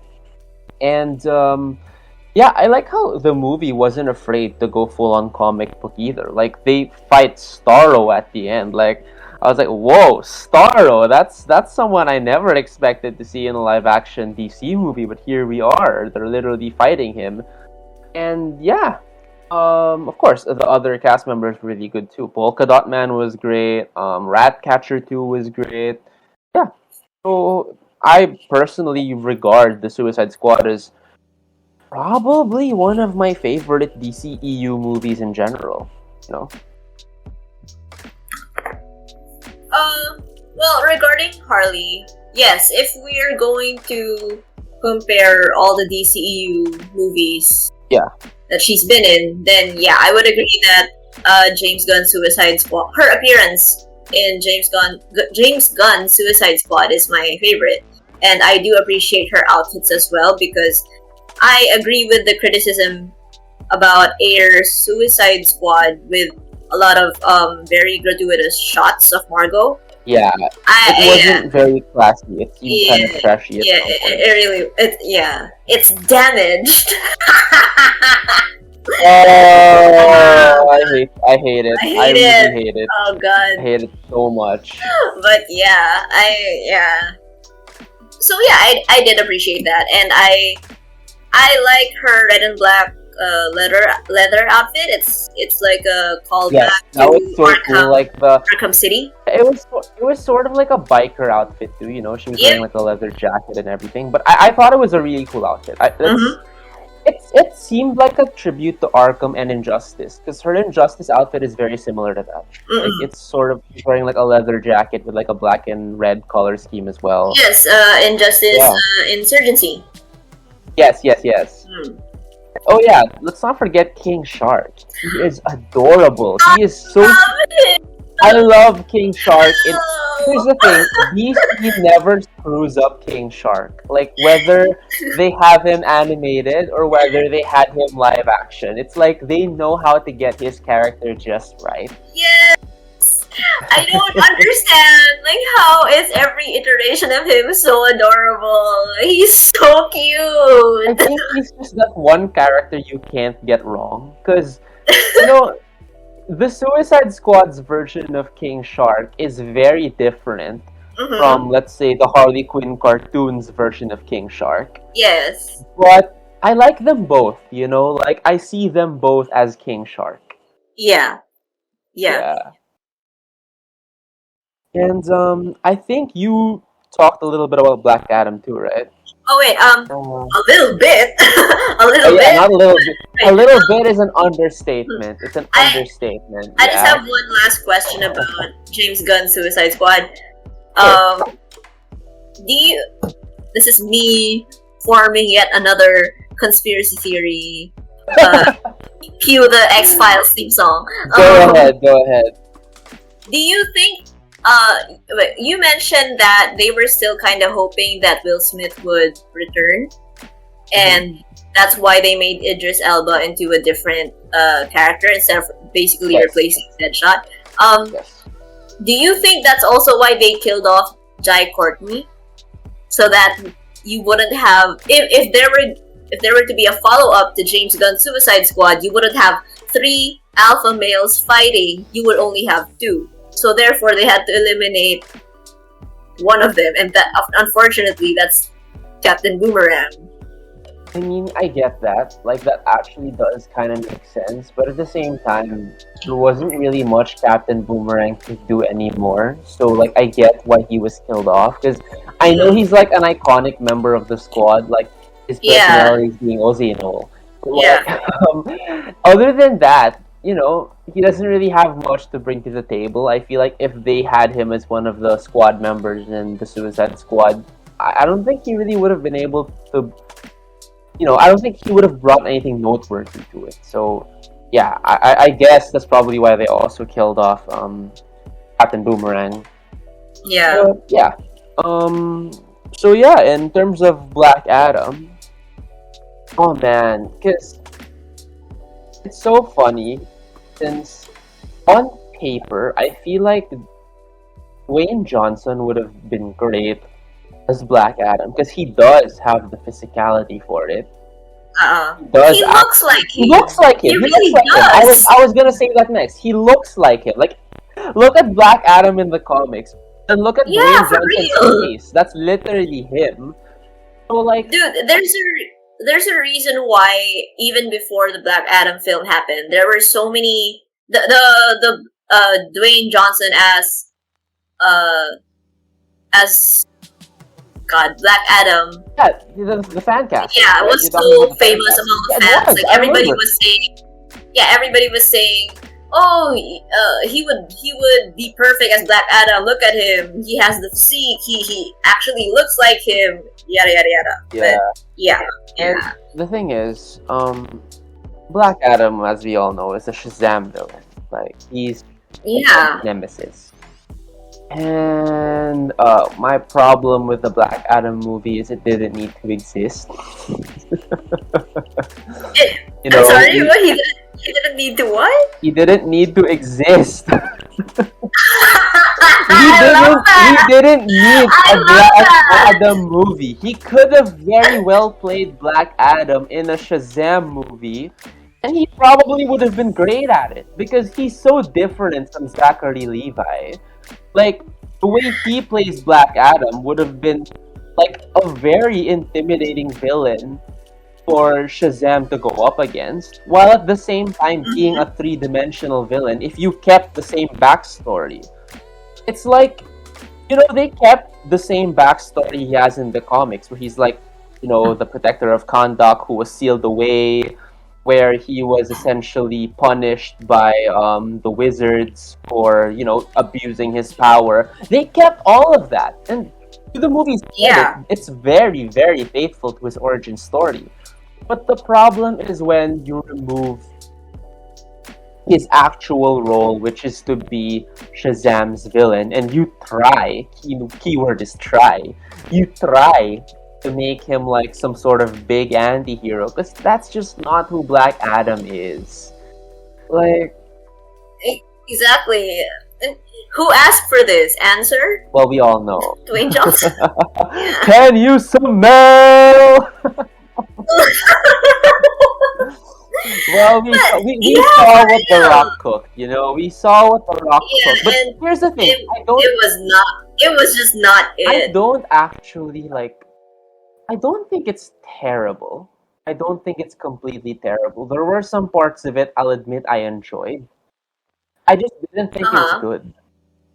Like that's I just thought it was inconsequential. Like that too, after yeah. I watched it, I'm like, and your point And is, your point is, why did this need to like, be made? yeah, it's like, Ah. I mean, to be fair, I was kinda sorta entertained, I was but no. I will admit, I mean, as cliche as the story was, I was entertained. I liked the action sequences, even though the CGI villain was so forgettable. I don't even remember his name. But like, I thought the action sequences were good. Again, the cast generally was good. We already talked about Pierce Brosnan as Doctor Fate. I thought that was perfect. yes. I thought Uh-huh. Hawkman was perfectly casted too. But like, again, it's another case of all of these actors being great for their roles, but just being in a movie that wasn't it. You know, this is a very Yes. common thing we see in DC, in the DCEU in general, and it's something I really Yeah. hope they do better in, because for me Mhm. it's such a waste if you cast these people perfectly. Like, these are the people, fans have always wanted to see play these characters, but you put them in movies that just aren't great. Like, it's just, you Yeah. know. And I believe, well, after Black Adam is The Flash, DC's back-to-back flops that ended Oh, the DCEU. And look, again, that's another case of the actors being good. Like, I liked Sasha Kale, I loved Michael Keaton, but the movie uh-huh. just being okay. Like, it was an okay movie to see in cinemas, but I honestly doubt I'll want to watch it again, especially because, like Black Adam, it's inconsequential. Like, it doesn't matter anymore, you know? It's okay to watch once. Once, yeah, but like, it's not something I'm gonna look forward to seeing again. There's Yeah. a difference between loving a movie and just being entertained by it for that one night. Like, there are Yeah, those yeah. movies, you just see them in the cinemas, you kind of had fun, maybe you even enjoyed it, but it's not something you look forward to viewing again. Versus, like, Yeah. truly great movies. Like, when you see it in cinemas, you're awed, and then you're like, oh, I can't wait for this to come out, like, on HD. Actually, Across the Spider-Verse is out on HD right now, and I actually plan to watch it after this podcast because I really want to see it again, but in HD this time. So, see, that's an example of a movie that when you love it, you can't wait to see it again. And that's just not me with Black Adam and The Flash. Like, those are just not it. Oh, how can I'm sorry, I forgot to state this when I was talking about the Flash earlier. If people criticize the CGI in Aquaman, bro, they should criticize the CGI in the Flash. People did criticize the CGI in the Flash. Didn't you see social Good. media? Everyone was like, Dude, what was going on? I really want to know. You know What that- was going on? you know, the Flash has a budget of over 300 million, right? Yeah. It has a budget of over 300 million, but the CGI looks like PS4 level quality, dude. For real. Wait, did you see the Especially- interview? Did you see the interview where they asked the director Andy Muschietti about it? And he had the audacity to say, no, we intended the CGI to be this way. So, my take on that is, like, because he's saying it's intentionally supposed to look like that because it's how Barry perceives everything in the Speed Force. Okay, Look. okay. Okay, you go first. You go first. Yeah. So there's only one of two options there. One, he's lying. Two, he meant it, but it's just not a good idea. Like, if he intended it to be that way, okay, I get what he intended, but the execution was terrible. The execution was just not it, man. It was just not it. Okay. For me, yeah, I agree. He might be lying, or yeah, it could also be that the intention was there, but the execution was just did not come through. And it also could be that he actually believed that they pulled it off, but you know, the level of delusion. No, I think he's. Like, okay, I think okay, he's like, high on help his me own make- supply. You know, like. It's like, You remember? I'm sorry. You remember how the Flash Help was me- being hyped help me up? make sense of this. No. I'm sorry. You remember how the Flash was being hyped up before its release? Like, Yes. I think Muschietti got so high on his own supply that he was like, "Oh, people love my movie. I bet they'll love my vision for the CGI." You know, I bet Oh, that was like God. what he was on. And then those of us in the audience who watched the movie were like, "What the heck is this? What are we watching?" Dude, for real. And it's like, okay, let's break this down. Yeah. He said that it looks like that because it's supposed to look like what the Flash is seeing because of the Speed Force, correct? Mhm. But he's not always in the Speed Force. I agree. I understand that fine. I can excuse the weird CGI when he was in that chronosphere Mhm. and he was like seeing all the timelines flash before him. Honestly, I can't even excuse that. I'm sorry. I didn't like it either. No, Like I even mean, even that- the Chronosphere CGI. Okay, if that was meant to be intentional, I did not like it. I cannot excuse it. It looked bad. I'm gonna die Oh, on I'm this. not saying I like No, it. I get it. I'm not saying Yeah, I yeah, like yeah, it. yeah. I'm just saying we can justify that. Yeah. I still don't buy it, but I get the connection. But otherwise, it's like, okay, whatever helps you sleep at night, I guess. Oh, man. How can you be that delusional about your movie, man? Like,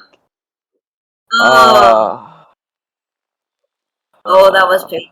That was anyway, very painful. That was yeah, that that was was very painful. painful. So I guess that concludes our talk about the DCEU. Okay, let's move on Like- to hopefully more. You know what's funny? You know what's funny? I just want to say, like, the way we just concluded our talk about the DCEU mirrors the way the DCEU ended. We're just like so tired of it. We just want to get over it. Yeah, I feel like that was like the same vibe that Warner Brothers and DC had with the Flash. They were like, okay, you know what? Fine, let's just release it. It flopped. Okay, let's just get it over with and move on. I think that's their outlook as well on it Yeah. too, because they know that the DCEU died. and it's You like know? They accept that it's I dead. guess their very last hurrah, like at the very last minute, they Mhm. just threw in George Clooney. You know, for I kicks, agree. because they're silly I mean, like that, because they're damaged. Yeah. No, here's the thing. I remember in the cinemas, I was actually laughing like so hard when they showed George Clooney. I was like, "Oh my god, they're really bringing all the Batmans back, huh?" But then, like, as I was thinking about it a few days later, I was like, "Wow, that was really dumb. That was like such a dumb ending." But you know what? The DCEU ended in a dumb way, and I think that's Let's just leave how it it at was that. meant to end. Yeah, let's Let's just just leave it yeah, at that. Let's just let's just yeah, yeah, yeah, let's yeah. just close this book, put it back on the shelf, never look at it again. Yes, yes, I agree.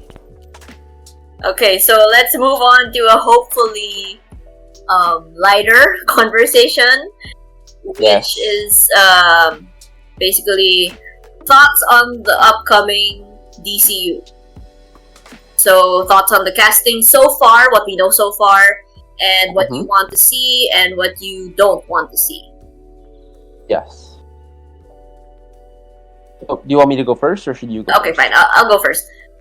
Okay. Well, again, casting is still kind of iffy at this point. We're hearing so many rumors going back and forth. I mean, just prior to recording this, I showed you this thing about like there's this A Gal. one guy denying that Gal is actually coming back as Wonder Woman, but we saw And James Gunn just says that, yeah, no, she is coming. Like, Yeah. no, well, he didn't say she is, but he said they had talks with her. yeah. So it's like, so is No. that a yes or what? But Yeah. I mean, given that if she comes back, I will be very happy with that. And Oh, for sure, for sure. and we've confirmed right that Margot and Viola are being retained. I believe so. Viola for sure, because Waller is set to come out next year. It's it's a series about Amanda Waller that's gonna be out on HBO Max next year. Yeah, So for sure, Viola Davis is back for that. Margot, I remember reading that James Gunn would still want to, but I don't know if there's been any official confirmation. But I think the fact that Viola's returning is Yeah, a sign that that's good. Yeah,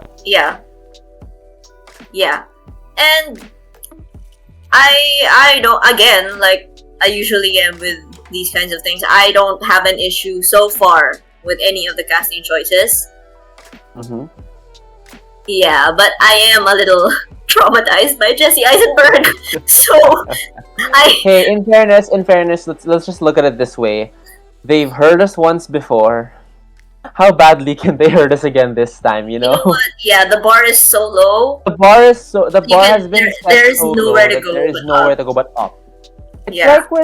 like with the Avatar live action Netflix series. Yeah, every Avatar fan is kind of nervous about it, but Yeah, the bar was already set, in the bottom of the ocean. So like, yeah, there's really nowhere else to go but up. that's true. So That's very true. like, here's the thing. I will say I really like the recent casting of David Corn Sweat as Superman. I think he looks perfect for the role. Mhm. He reminds people say he looks like Henry Cavill, and I agree, but his face reminds me of a mix of Henry Cavill, Tom Welling, and Cillian Murphy. Like he feels like Yes. he feels like all three of their faces just merged together to form True. like this one actor. And True. for me, I think that's perfect. I think that's actually how Superman should look like. And Yeah. I like that he himself has stated that as much as he appreciated Henry's take on Superman, if he were to do the role, he would want to do it in a more traditional way that is faithful to the spirit of Superman in the comics, which is like lighthearted, hopeful, cheerful, and I really hope that's the version of Superman we get. And well, James Gunn has already been saying that he took inspiration from All-Star Superman and Superman, I think Birthright, but he's taken inspiration from a lot of really good Superman comics, and I Yeah. think that's a good sign because it shows that he understands the fundamentals of this character, and he's trying to go back to the roots of it. Yeah. Like here, what I like about the synopsis of Superman Legacy, it says here, it actually calls him the embodiment of truth, justice, and the American way, guided by human kindness in a world that sees kindness as old-fashioned. I like that because I feel like what they're gonna do with this story is they're gonna put him in a world of established superheroes, but they're gonna make the other superheroes the more how do I say this, gritty anti-hero type, characters that are becoming really popular these days. And people are gonna see Superman's like, Boy Scout brand of like kindness as old fashioned. But I think the point of the movie and what it's gonna show us is like at the end of the day, people still need hope. At the end of the day, there's nothing wrong with being a good person. At the end of the day, maybe a good person is what the world needs more of, And so I really hope that's the story we get with Superman Legacy. But so far, I like their casting for I think they already cast Lois Lane, and yeah, she looks great. Yeah, she looks great. Yeah. So here I'm looking at the slate for the DCEU in terms of movies. So after Superman Legacy, we're gonna be getting The Authority. I don't know much about The Authority aside from like a quick look at their Wikipedia, but when I checked, they're apparently meant to be this like sort of team of anti-heroes. So for all we know, they might even come into conflict with Superman eventually, but I guess we'll have to wait and see what kind of story arc James Gunn has planned for like the DCU. But like that's the vibe I sort of get. But again, I think it's good that James Gunn is bringing these unknown properties to the forefront because it's exactly what he did with Guardians and Marvel, and that turned out really well. So, like, even though I've never heard of The Authority, even though I think most of the general audience has never heard of them, that gives him more creative liberty to tell their stories and to do it in a way that they become, household names, just like the Guardians of the Galaxy did. And after The Authority, of course, you have The Brave and the Bold. Oh, here's a question I have for you. Do you think it should be called The Brave and the Bold, or would you like them to add like a Batman, like Batman, The Brave and the Bold title to it?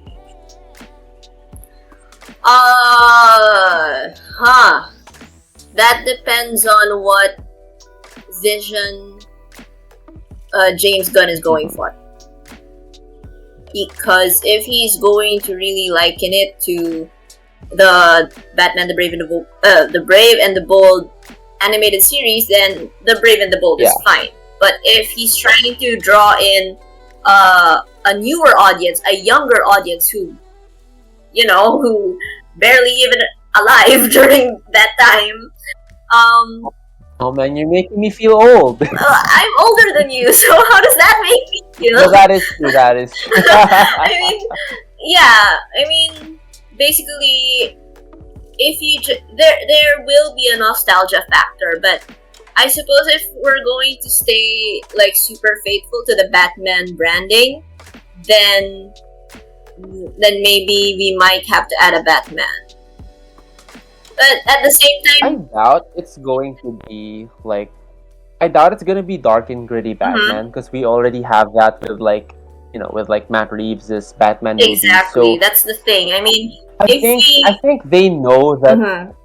I think that the reason why they're calling it The Brave and the Bold is because they're probably gonna give a contrast. They wanna, like, if Robert Pattinson's Batman is dark, brooding, anti-hero Batman. I think for The Brave and the Bold, they really wanna cast someone more in line with that version of Batman who is a more, I guess, traditionally heroic character. Yeah. Okay. I mean, I'm fine with that. I guess. I'm fine with that too. I guess if we're just going to go by name alone, it would provide a better distinction. It's like, did you see Batman? Yes. Oh, what do you mean? Which Batman? Yeah. Oh yeah, The Brave and the Bold. Yeah. Actually, I think most audience members won't even understand the reference to it. But I also think they might not have the Batman subtitle there because maybe they want it to be more of a Bat family centered film, because they did mention that this is the movie that's going to bring in Robin. That's Damian Wayne Robin. Yeah.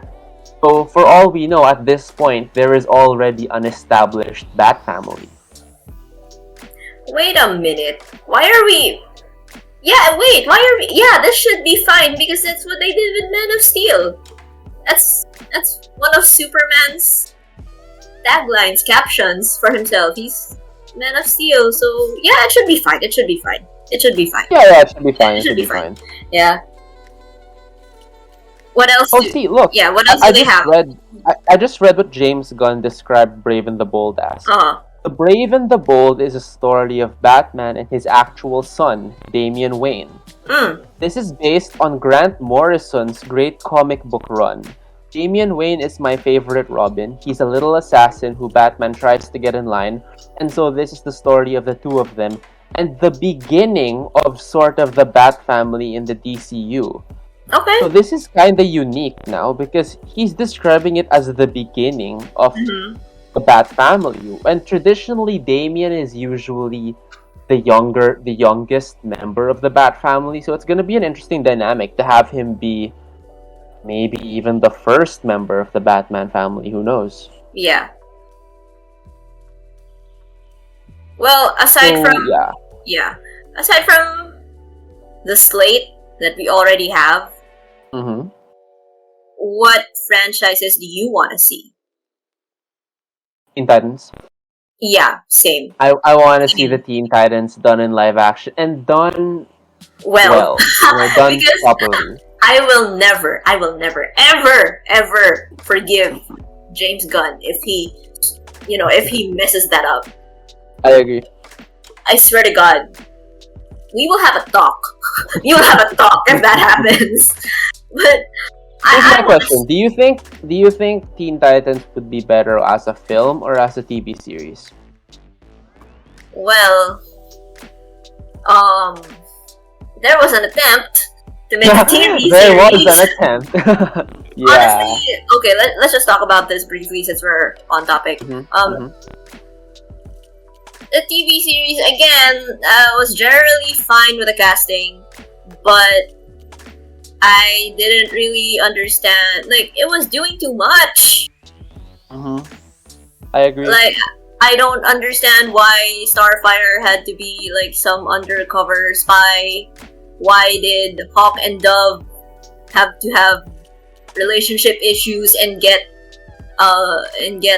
Dick Grayson involved? Like, why is this happening? Why are we? It's too much. It's too much, and it's like, it's not supposed to be this hard. It's not. It's really not.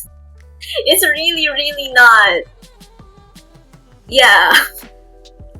I suppose, I guess the challenge with the Teen Titans, whether or not they're going to make it into a film or a series, it's how age appropriate they would act. Because okay, let's compare the original Judas Contract comics with what happened in the Teen Titans animated series. Because obviously what happened in the animated series was so PG compared to the actual events in the Judas Contract. Oh yeah, definitely. That was, I remember the first time I found out what actually happened in the original Judas Contract. I was like, wait, what? Like, is this a joke right now? Are you kidding me? But yeah, is this comic for children? Yeah, exactly. So it's gonna be a risk. I mean, come on. We don't want a Teen Titans Euphoria. We don't want that. No. We don't want please. that. James We don't want Gunn, that. No, we don't want We that at all. we don't want the excessive angst, swearing, and No, but to James nudity. Gunn's credit, okay, to James Gunn's credit, he likes comics. You can tell he's a man who likes comics. He's a man who doesn't want everything being dark and gritty and is fine with being comic booky. You know, he likes things to have a comic book vibe, and I think that's perfect. I think that's exactly what the DCU needs. Like, for example, after the Brave and the Bold, we're set to get Supergirl, Woman of Tomorrow, which I'm excited for, and Swamp Thing. Now that's another thing I'm very interested in because I've always thought Swamp Thing was this really cool like character in that he's not necessarily a superhero. If anything, he's practically like a B-movie monster. So Yeah. it'd be pretty cool to see him exist in a world that already has superheroes. Yeah. So yeah, those Uh, are all of their yeah. confirmed movies so far. How about you? I mentioned Teen Titans. Do you have any other Yeah. like ideas for movies you'd like to see? Well, same Teen Titans, and hopefully, I still want to see a live action Green Lantern. I know, we haven't recovered from we all know, we Yeah. haven't recovered from that, but I still think that Green Lantern has so much potential. Speaking of, yeah, I think I mentioned this. We're getting a Green Lantern TV series, like live action. Yeah, you mentioned It's this. going to be called. I'm looking at it right now. It's going to be called Lanterns, and it's gonna be about John Stewart and Hal Jordan. They're basing it. Oh, okay. I think they're trying to make it. Oh, this is cool. I'm gonna read the description. Okay. This is Okay. a story of a couple of Green Lanterns, John Stewart and Hal Jordan, and we have a few other lanterns peppered in there. But this is really a Yeah. terrestrial based TV show, which is almost like True Detective, with a couple of Green Mhm. Lanterns who are space cops watching over Precinct Earth. In it, they Mhm. discover a terrifying mystery that ties into our longer story of the DCU. So Mhm. that premise actually sounds cool. Because I like how he's Yeah. comparing it to True Detective. Because if you haven't seen that series yet, you should. It's really good. It's essentially sort of like a buddy cop mystery thing. Though, of course, the show has a darker spin, and probably this Lantern series won't have that same like dark spin on it. But I can tell James Gunn is very much going for a buddy cop vibe for his like Green Lantern series, and I think that's pretty cool. That's fine. Yeah. I mean, okay. Wait, I was gonna say something. Oh yeah, I saw something on social media Mm-hmm. also the other week. I know I mentioned this to you before, and I thought I would mention it because of last week's not last week's last episode. Um, uh, there was a random question saying like, do you think Greta Gerwig would be better fit to direct the third Wonder Oh yeah, I Woman? Well, remember this. Yeah, the yeah, next Wonder we Woman, brought this up. Yeah, or yeah. Supergirl. Yeah, or Supergirl. And I was like, honestly, I'm fine with either because she's shown that she can succeed in in directing female characters, like whether or not they be of like adult age or like coming of age story. But I guess if I had to choose, I would say I would want her for Supergirl. Same, me too. Because I think it plays very well into the coming of age story that Supergirl Woman of Mm-hmm. Tomorrow is about. Which, by the way, if Mm-hmm. you haven't read the comic run yet, I suggest you do. It's really good. Like it's Mm. probably one of my favorite, if not my favorite, story with Supergirl in it, just because of how unique it is. Oh, and speaking of the uniqueness, I think this brings us to a good topic that James Gunn brought up because he was recently asked, "Is superhero fatigue real?" And his reply to that was no, because Mm-hmm. people will always go to see superhero movies as long as they're kept fresh. And I have to agree with him. Yeah. I don't think Yeah. superhero movies are ever gonna die down. I don't think they're ever gonna die out. For as long as studios remember to keep innovating, to keep telling unique stories that we haven't seen before, and to keep trying to, Mm. like push the envelope, like don't stay stagnant, just keep moving forward. Yeah, I don't. I agree. I don't think they're gonna die down. I mean, even though we've had like a huge concentration of superhero films in the past decade or Yeah, so, or the past two yeah. decades or so, I don't think it's gonna die down. I mean, there's a reason why there have been several iterations of Batman, and we still keep You still making keep more. wanting more. It's not just they wouldn't Yeah, make exactly. multiple iterations of Batman if they didn't have faith in people wanting to see it. The fact that they want to Yeah. see it shows that they're really looking forward to it. Mm. And maybe in the next few years, it'll like the concentration will lessen. I Not do as much as think the before, especially concentration considering. needs to lessen a bit. Like, especially like, Yeah. Phase 4 of Marvel is kind of infamous at this point because it's their quantity over quality stage. Like, they just kept pumping out show after show, movie after movie, like Mm. not giving people time to breathe, and it caused a lot of people, including Marvel fans like myself, to have burnout. Like, we have actual Marvel burnout. There are just some Marvel shows right now I haven't seen and I have no intention of seeing because I'm just that burned out of Marvel. The only ones I'm looking forward to are the ones I actually like. Like, for example, I'm really looking forward to Loki season 2 because I liked Loki season 1. Mm. But, Mm. it's better if you space it out because it gives people something to look forward to. Because it's sort of like if you're eating a really good food, if you're always eating it, you're gonna get so used to it and it's not gonna be special anymore. You know? And I think the same thing Mm. goes with franchises. And this isn't just applicable to superhero franchises either. I think other like mega blockbuster franchises need to realize that you don't need to pop out a new movie every year or every 2 years or like have a spin-off. Give people time to enjoy like your latest release. Give people time to appreciate it. And then, Yeah. a few years down the line, that's when you release a sequel.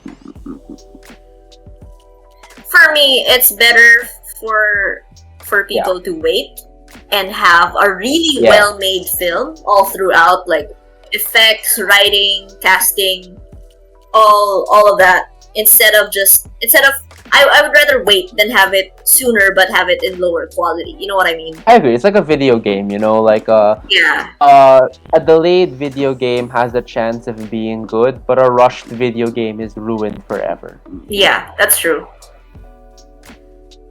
And I would just like to touch on something you said about James Gunn a while ago about you can tell that he's he's really into comics, and that's also what I want to say. Like him and whoever is going to work on the succeeding movies of the DCU, please Be into do comics. your homework. Do Yes. your homework. Yes. Literally, all your resources are there. You have access to almost all the comics. You can just choose. I'm sure That's what's so funny. they Yeah. they will be more than willing to work with you. And like Yeah. you really have to take time to understand the character and the story.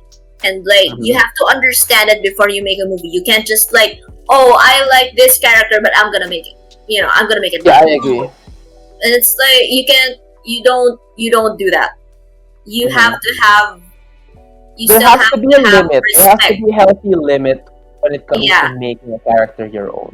Yeah, Because and you have to okay to respect reinterpret, the character. And, yeah. yes, yes. Okay You have to to reinterpret Oh, classic sorry. characters. No, that's okay. I was just gonna say it's okay to reinterpret classic characters, but they still have to stay true to the source material in some way. Yeah, and you have to respect the essence of it because I suppose I don't know. You know that philosophical question, like the ship of Theseus or something. It's like if you change something like how many parts of a ship can you change before you can't call it the same ship anymore, like that, something like that. Yeah. It's like if you keep changing something so much, what part of it is still the original thing that it once was? And I suppose it goes that way for the characters that we have, because for example, let's say with Superman, this is a character that we've known since forever, since before our generation. Not So- even that. He's existed Yeah. since before my parents were born. That's Yeah, so like you have to do your work. You have to do your work before you make it your own. You have to understand first before you have to understand before you innovate. There we go. Yes, that is perfect. Like, that is just perfect. It's important that you know what the character stands for. You know what they mean before you try to change aspects of them, because you run the risk of changing the fundamental aspect of that character. Again, look at how Zack Snyder handled Superman. Yeah. I get it, okay? He still tried to bring in some of the symbol of hope stuff from the comics, but he just mishandled a lot of other stuff that you kind of didn't even feel it that much. Like, Yeah. they keep saying, oh, Superman's a symbol of hope. You'll give humanity an example to race towards. And, like, Mm. they always show Superman, like, either being disliked by people or, like, disliking his own existence or just being depressed. And, like, come on, man, that's not Superman. You're not Yeah. even making Superman anymore. Yeah. Exactly. And yeah. Yeah, I guess that's pretty much what we want Oh, from I, DCU. yeah. I'm sorry. I forgot to mention this Mm-hmm. when you were talking about Man of Steel. Yeah. Just something good that I also like. Mm-hmm. Hans Zimmer. Oh, Hans Zimmer. Hans Zimmer never. Hans Never Zimmer never misses. misses. You He cannot never touch misses. You him. can't touch that You guy. cannot. Ugh. Love him. Mm-hmm. Love him. Oh, I will But say yeah. the music too in general for like the DCEU has been really good. Like their musical scores have never really missed. Like Batman vs Superman, for all its problems, has a really nice soundtrack. Like I listen to the soundtrack sometimes, like while I'm working out or on a car ride, and it's just like an awesome soundtrack to listen to. It is. It is. See, that's the thing. It's really despite every criticism that we've made and everything that everybody else has made, Yeah. despite all the things that we don't like, we still have good points. Yes. There were still good things in the DCU. This is not total and utter garbage. I agree. It really. I disagree with people who say that it was garbage. I don't think it was. I just think it was a mess. It was a mismanaged Yeah. mess that had potential, but that squandered its potential. Okay, so moving forward, like the future of DC movies in general, like since we're like here, and I suppose it's going to premiere in like a week or so. What are your thoughts on Blue Beetle?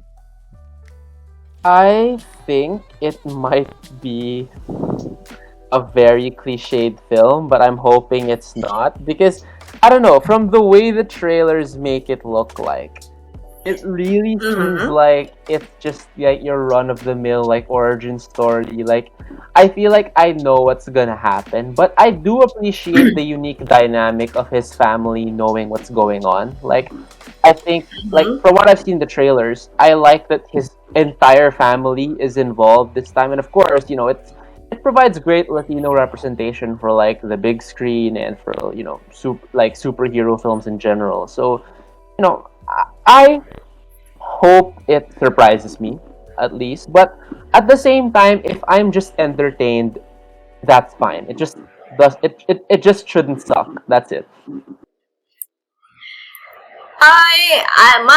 I'm okay with it. Like I have no negative or positive opinion about it because I just generally feel neutral about Blue Beetle. Honestly, I don't know much about him because I only found out about him through Young Justice. Yeah. And from the trailers, the tone feels like similar to Shazam.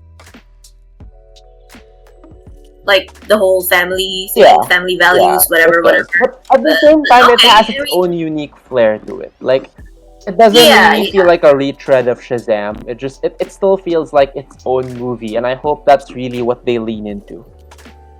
But I guess my only question is that why start with Blue Beetle? I mean, technically, I'm not saying he's not worthy to be the beginning, but I'm just curious. I mean, it's more of because Blue Beetle wasn't originally supposed to be in the DCU. Like it was originally supposed to be a DCEU movie. Because technically, the DCU, like James Gunn's DCU, really starts with Superman Legacy, but he just sort of adopted Blue Beetle into it, and I guess that also shows just how much James Gunn must have liked it. That even though he had no creative involvement in it whatsoever, he's willing to have it be technically the first movie in his shared universe. Yeah. So yeah, what are your? Let's move on to our final Yeah. thoughts. What do you think about the future of DC movies in general? This time, I would say I'm cautiously optimistic, just because I know James Mhm. Gunn's track record. I've seen Mhm. firsthand and loved what he's been able to do with Marvel. And I hope that with an entire cinematic universe in his hands, and the chance for him to tell the story he wants for DC, I really hope he does it well. I genuinely wish him the best. But I just have a lot of faith in general in his vision for it, because if he can make me cry over a talking raccoon in Guardians of the Galaxy Volume 3, he can do anything. Well, yeah, I mean, considering everything we know and everything we just talked about, it just feels like the DCU is going to be way different from the DCEU, and that's good. yeah, It's a good thing. hopefully it'll be better. And despite everything that's gone wrong, I feel like we should take something from the symbol on Superman's chest and have hope. I agree. Okay, once again, this has been me, P, the half-demon Harlequin. And this has been me, B, the Batman who laughs. And thank you for listening to today's episode. Don't forget to like, comment, and subscribe. See you next time. That really helps us out. See you guys next time. Bye. Bye.